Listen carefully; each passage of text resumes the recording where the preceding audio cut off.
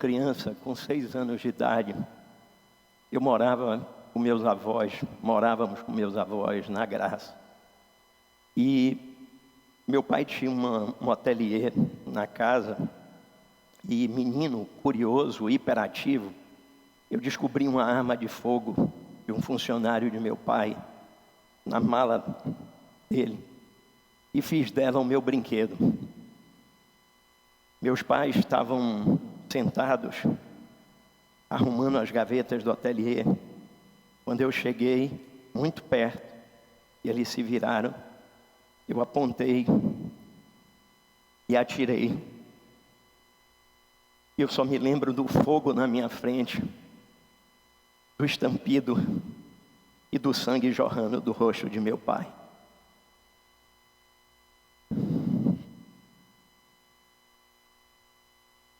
Logo em seguida eu me lembro dos gritos de meu avô dizendo: mataram meu filho, mataram meu filho. Aquilo para uma criança não é uma cena, é uma sentença.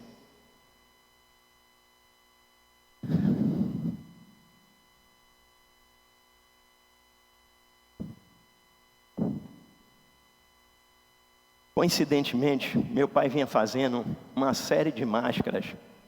Ele via em sonhos de guerreiros, todos os tipos de guerreiros. Guerreiros medievais, incas ancestrais, guerreiros indígenas, nativos. E todas essas máscaras tinham o olho direito vazado. A meu ver, era o reconhecimento de uma dor, mas também de uma transformação de vida.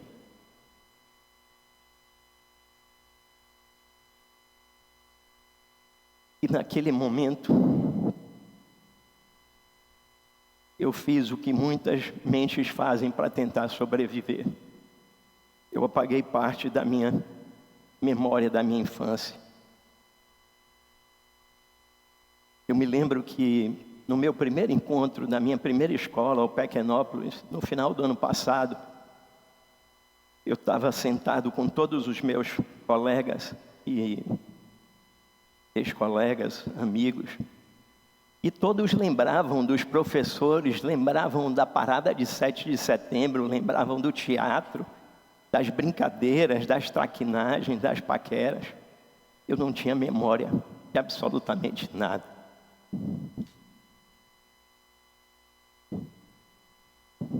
Esse tiro, eu sei que eu soube pela equipe médica há muito tempo atrás. Ele foi fatal, era meramente impossível meu pai ter sobrevivido. E por um milagre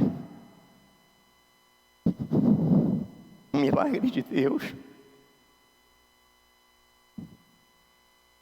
uma intervenção divina sobre a equipe médica, meu pai sobreviveu. E ele seguiu forte, seguiu com muito mais força de viver. Mas naquele momento, dentro de mim, eu tomava uma decisão. Minha vida não podia mais ser minha. Minha vida agora era para compensar o que eu fiz a meu pai.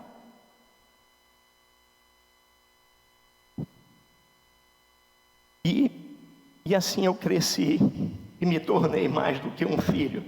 Eu me tornei o amigo, o parceiro, o conselheiro, o braço direito dele. E passamos a realizar juntos a maioria dos projetos, a maioria das esculturas, dos monumentos, dos projetos, dos desafios. Tudo que eu fazia por meu pai e para meu pai. Quando a culpa entra, a gente deixa de existir como indivíduo e passa a viver em função do outro, como se tivesse uma dívida eterna. Eu não era mais André, eu era o filho que tinha tirado parte da vida do pai e precisava passar o resto da minha vida para compensar isso.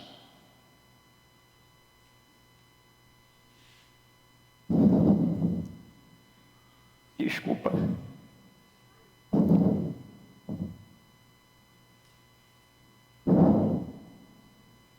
Desde a minha primeira escola, eu descobri uma paixão, a capoeira. E a capoeira, para mim, se tornou mais do que uma defesa pessoal, se tornou uma filosofia de vida. E ao longo da vida eu passei por alguns mestres. Quando pequeno, meu primeiro mestre foi Aristides. Já na adolescência, na juventude, meu mestre foi Sobrinho. E já adulto, meu mestre foi César Itapuã. E eu ganhei um nome de batismo, se chamava Jereré. Era o meu nome na capoeira. Jereré é aquele instrumento, um arco de aço que tem uma rede de pesca com um cabo que serve para pegar o peixe, o marisco. E eu tinha um golpe de vista muito apurado. Eu pegava os golpes com muita facilidade. Isso facilitava eu derrubar o adversário. E mesmo o pequeno não tinha tamanho nem distinção. E observando a capoeira, eu compreendi que não lutamos sozinhos. E numa roda de capoeira a gente não está sozinho. A gente está cercado dos mestres, dos professores, dos alunos, dos admiradores. Nós temos toda uma família ali, um universo à nossa volta. E eu percebi também que a capoeira é uma linguagem de futuro, criada por um povo que não tinha nem direito ao seu próprio corpo.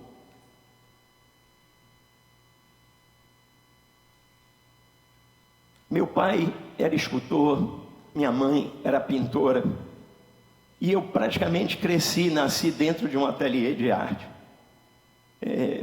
E convivendo com todo tipo de desenho, de escultura, de projeto, de materiais, todo tipo de materiais, o ferro, o aço, o latão, pedra. Só que naquela época eu não tinha a menor ideia do que isso significava. Mais tarde, estudando História da Arte, eu compreendi que monumentos e esculturas são marcos que ficam cravados na história. Desde o tempo das cavernas, o homem levanta pedra, talha, madeira, para representar que isso aconteceu, que essas pessoas existiram, que essas lutas foram travadas. Monumentos é uma forma da gente não deixar que a nossa memória se apague com o tempo. É um elo entre o que fomos e o que seremos.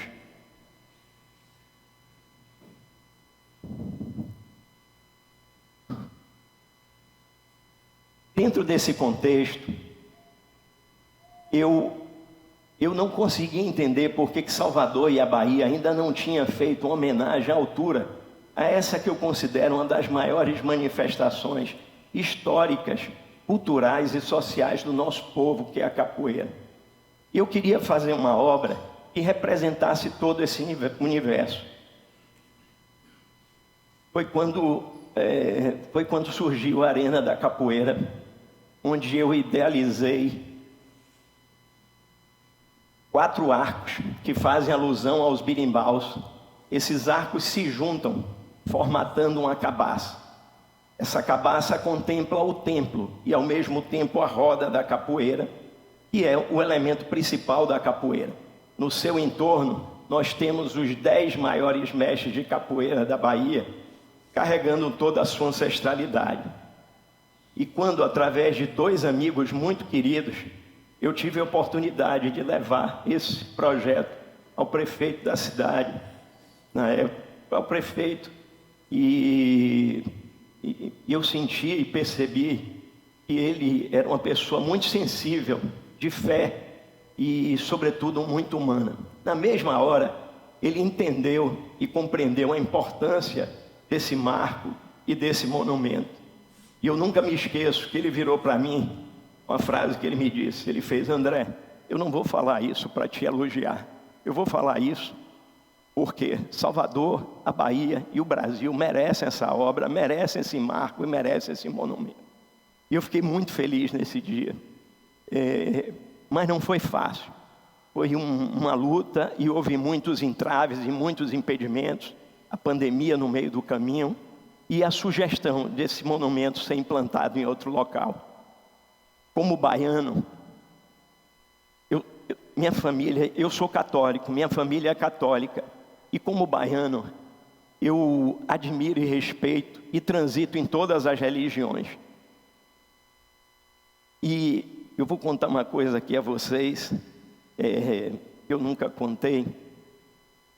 Dentro desse processo, eu fui a uma casa espiritual, uma casa de axé, a Casa do Alto, do médium Amauri, lá em Itapuã. E eu fui pedir a mão, eu fui pedir a força aos ancestrais. Afinal de contas, eu entendia que aquele monumento não era só meu, era de meu povo e do povo da capoeira. Uma semana depois, eu tive uma ligação da casa e tinha uma mensagem para mim, de senhor Ferreirinha. A mensagem dizia: meu filho, teremos as autorizações, continue, estamos com você. Naquele momento, eu não tinha a menor ideia quem era o senhor Ferreirinha. Depois, lendo o memorial descritivo do trabalho, eu vi que o nome de Mestre Pastinha era Vicente Joaquim Ferreira Pastinha. E ele era baixinho. E conversando com o mestre Itapuã, ele me disse que Mestre Pastinha era conhecido por muito poucos, era chamado por senhor Ferreirinha. Aquilo me impressionou muito. E a partir dali, a cada reunião, que não foram poucas, as autorizações foram saindo. E finalmente, a Arena da Capoeira foi concluída e implantada no seu lugar de pertencimento, que é no entorno do Mercado Modelo, no Porto de Salvador, onde a capoeira nasceu, cresceu, se desenvolveu e foi para o mundo. Foi para mais de 170 países, levando nossa cultura, nossa arte e a nossa língua.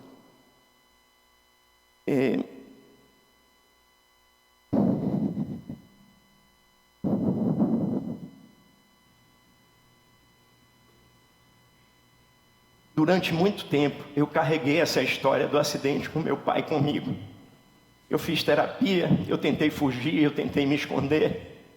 Mas, em um determinado momento, eu tive que encarar isso de frente. E no ano de 2022, visitando meu pai já num processo de tratamento de imunoterapia, em função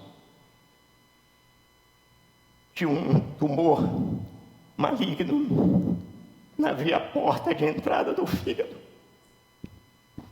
Sentamos e eu comecei a conversar e eu trouxe a nossa história, comecei a falar da nossa história.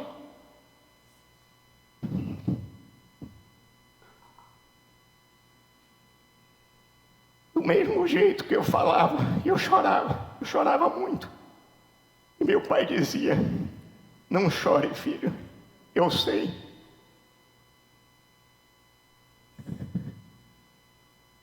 Depois eu entendi que naquele momento eu não estava só pedindo perdão a meu pai. Eu estava pedindo a meu pai a permissão para existir. A permissão para não ser só o filho do artista e do escultor, mas ser também pedindo a permissão para ser o artista e escultor.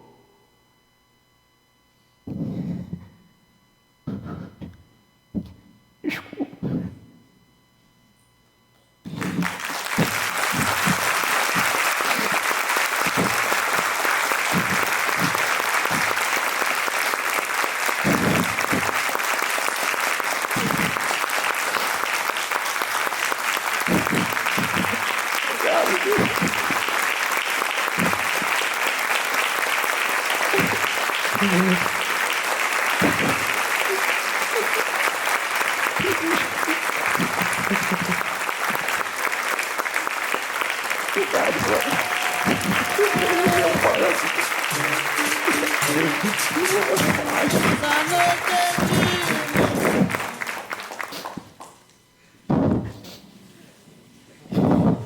E hoje, quando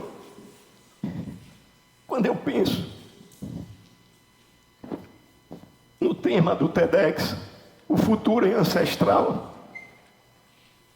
Eu penso em gente que carregou pedra, cimento, saco de cacau, que deu seu suor, seu sangue, e que ainda assim dançou, tocou, sorriu, amou. E nós somos feitos disso, de milhões de DNAs, de histórias, de linhagens, que não temos nem ideia de onde viemos. E a ancestralidade me impressiona por essa dimensão, mas ao mesmo tempo me orgulha por sabermos que não estamos só.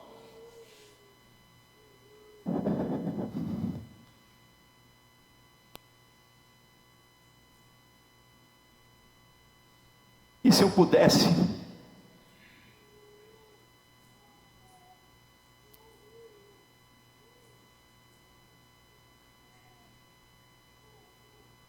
hoje aqui, quando eu subo aqui, não é André que está aqui, mas sim uma cadeia de gente que me fizeram ser quem eu sou e que me trouxeram até aqui. E